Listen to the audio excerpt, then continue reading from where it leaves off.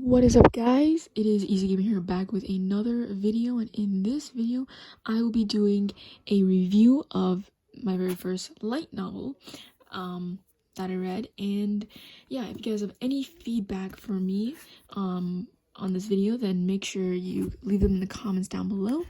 But yeah, without further ado, make sure you stick till the end, because this is gonna be my thoughts on it. And yeah, anyways, so this is a prequel to the rest of Monogatari. So this is a prequel of the main character Araragi, and that this is his story. All the other girls in Monogatari have their own story, and this is how he became him in those stories. And I think you should definitely read this before you read anything else, because it's a very good gateway. It just talks about him as a person and how he is, how he meets everyone he already knows in the Bake Monogatari, which is the next series. So yeah, so this is his story. One day he's strolling, he meets a vampire that's like lying on the street, literally dying. There's been a rumor in his neighborhood, or in his town, that there has been a vampire.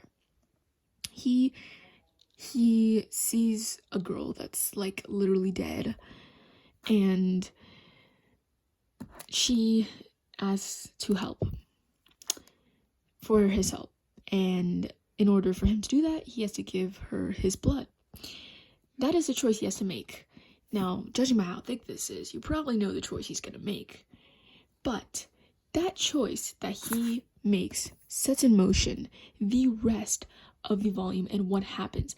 Like, when I think about it, still to this day, if he hadn't made the choice that he has made, the end outcome of this novel wouldn't even happen. Like, it's kind of crazy to think. And this makes you think. It's a very dialogue heavy series in general, so I'm pretty sure you guys might have known that already. There's not much, I would say, action. There really isn't. There's, I believe, 19 or 18 chapters in this book. I'm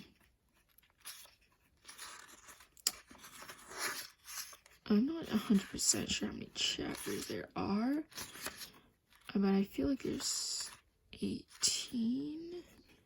Yeah, there's 18 chapters in this book, and there's only action in like 5 of them. So, dialogue heavy. It also kind of talks about morals. It really does. Morals. It talks about morals. And makes you think about that. Makes you think. I literally had to read over the last chapter, it took me a little bit longer to read the last chapter just to think about what they were saying, but it was really good. Once I was like, dang, this is really good. Once I, kind of read it and found my own meaning of it, and yeah, it's quite something else. Now, I will say a few gripes, and let's get into those gripes right now.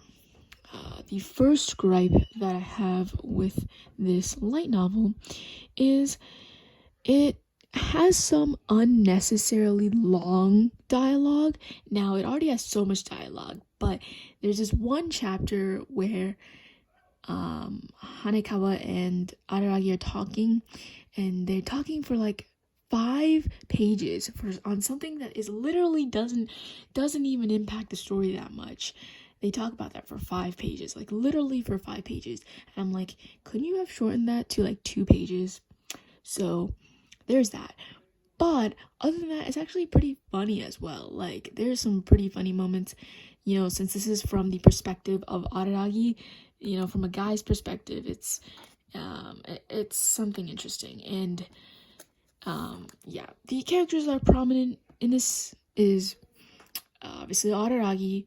We also got Hanekawa, Tsubasa Hanekawa. She is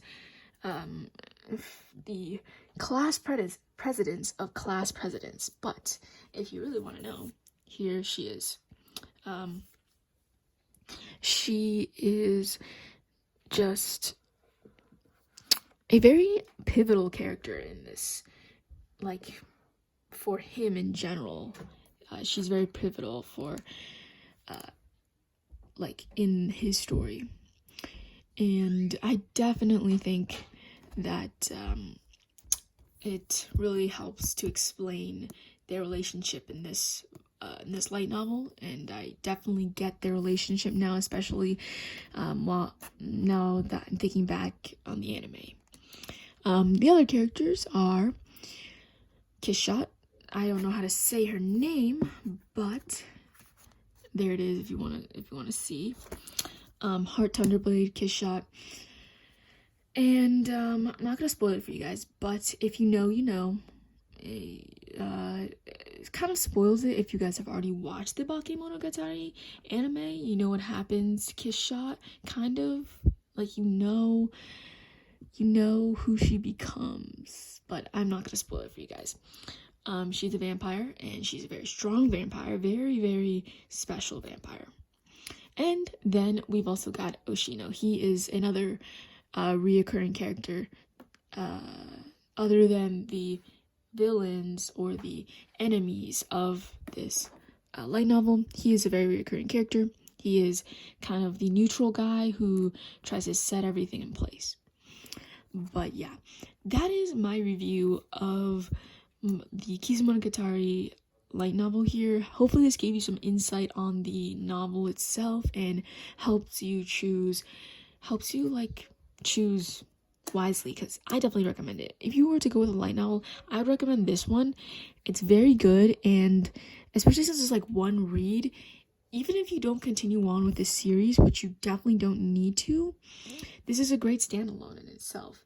It tells a story of him and how he just lives on his life. You could just go on thinking that nothing ever happens again, and that's fine. But yeah, that is my review. Thank you guys so much for watching. Thank you guys so much for 290 subscribers. You guys are actually crazy. And I will be having my manga haul coming out after this video this week. So yeah, and also I'm going to be doing a monthly manga reads, if you guys haven't heard. Thank you guys so much for watching, and I'll see you guys in the next one. Peace out, guys. Make sure you subscribe and like the video. Feedback in the comment section. Peace out.